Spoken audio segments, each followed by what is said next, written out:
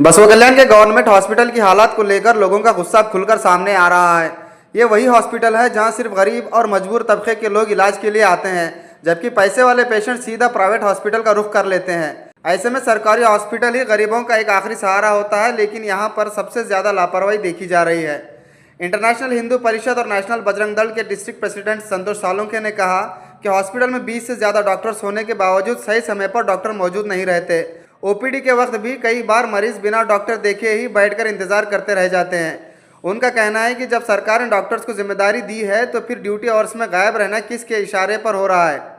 सिर्फ इतना ही नहीं, पेशेंट के साथ रवैया भी बेहद गैर जिम्मेदाराना बताया जा रहा है। डॉक्टर्स ना तो ठीक से बात करते हैं और ना ही मरीजों की परेशानी को समझने की कोशिश। इस लापरवाही का जिंदा एग्जाम्पल देते हुए संतोष सालुंखे ने बताया कि एक बुजुर्ग महिला को सिर्फ एक्सरे के लिए 4 दिन से हॉस्पिटल के चक्कर लगवाए जा रहे हैं, जो सीधे सीधे पेशेंट नेग्लिजेंस को दिखाता है। उन्होंने सीधे शब्दों में चेतावनी दी कि अगर इसी तरह गरीब मरीजों की ज़िंदगी के साथ खिलवाड़ होता रहा और सीएमओ ने अब भी कोई एक्शन नहीं लिया तो गवर्नमेंट हॉस्पिटल के सामने बड़ा धरना प्रदर्शन किया जाएगा। अब सवाल ये उठता है कि क्या हेल्थ डिपार्टमेंट गरीबों की आवाज़ सुनेगा या फिर उन्हें मजबूरन सड़कों पर उतरना पड़ेगा। ಇವತ್ತಿಗೆ 2 ದಿನ ಆಯ್ತು, ಡಾಕ್ಟರ್ಸ್ ನೋಡ್ತಾ ಇಲ್ಲ, ಯಾರು ಕೇಳಿ ಮಾಡ್ತಾ ಇಲ್ಲ. ತಾವೆಲ್ಲಿ ಬಂದಿರವ? ರಾಜೇಶ್ವರಿ ಬಂದ್ರಿ, ಡಾಕ್ಟರ್ಸ್ ಏನು ನೋಡಿದ್ರೆ ಇಲ್ಲ.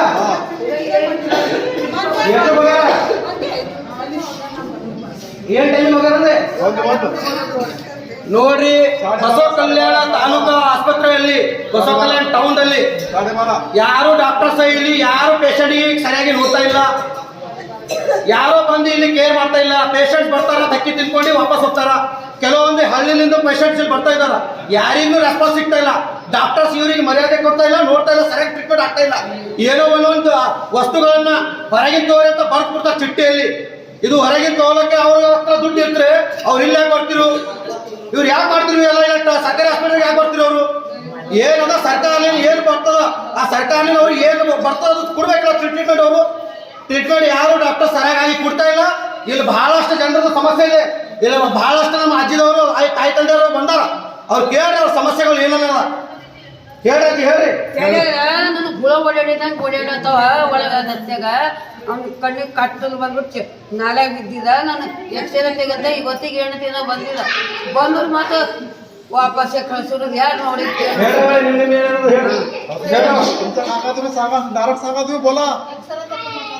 ಹೇಳ್ರಿ, ಮಾತಾಡ್ರಿ, ಬಿಂದಾಸ್ ಮಾತಾಡ್ರಿ, ರೆಕಾರ್ಡಿಂಗ್ ಮಾಡೋದು ನಾವು.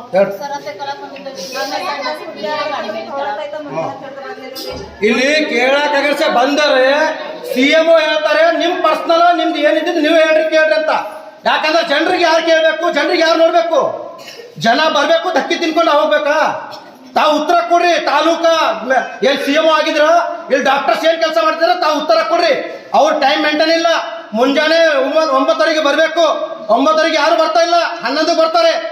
ಹೋಗ್ಬೇಕಾದ್ರ 1:30 ಹೋಗ್ಬೇಕು, ಅವ್ರು 12:30 ಹೊಂಟೋಗ್ತಾರೆ, 3 ಬರ್ತಾರೆ ರಿಟರ್ನ್ ಲಂಚ್ ಮಾಡಿ. ಅಂದ್ರೆ ಏನ್ ಸರ್ವಿಸ್ ಸಿಗ್ತಾ ಇದೆ? ತಾವು ಎಲ್ಲರೂ ಇದಕ್ಕೆ ಗಮನಕ್ಕೆ ತಗೊಂಡು ತಾಲೂಕು ಆಸ್ಪತ್ರೆಯಲ್ಲಿ ಏನ್ ದಂಧೆ ನಡೀತಾ ಇದೆ, ಯಾರಿಗೆ ಏನ್ ಟ್ರೀಟ್ಮೆಂಟ್ ಸಿಗ್ತಾ ಇಲ್ಲ ಗಮನಕ್ಕೆ ತಂದು ನಮ್ಮ ಬಸವ ಕಲ್ಯಾಣ ಶಾಸಕರು ಮತ್ತು ಹಾಗೆ ನಮ್ಮ MLC ex-MLC ವಿಜಯ್ ಸಿಂಗ್ ಸಾಹೇಬರು ಇಲ್ಲಿ ಬಂದು ನೋಡ್ಬೇಕು. ತಾವೆಲ್ಲ ಏನದ ಇದು ಬಸವ ಕಲ್ಯಾಣ ಗೌರ್ಮೆಂಟ್ ಹಾಸ್ಪಿಟಲ್ ಸರ್ಚಿಂಗ್ ಮಾಡಿ ಎಲ್ಲ ಏನ್ ಕೊಡ್ಲತ್ತಾರ, ಸರ್ವಿಸ್ ಏನ್ ಕೊಡ್ಲತ್ತಾರ ಅಂತ ಎಲ್ಲರಿಗೆ ಸಹಕರಿಸಬೇಕು. ಧನ್ಯವಾದಗಳು.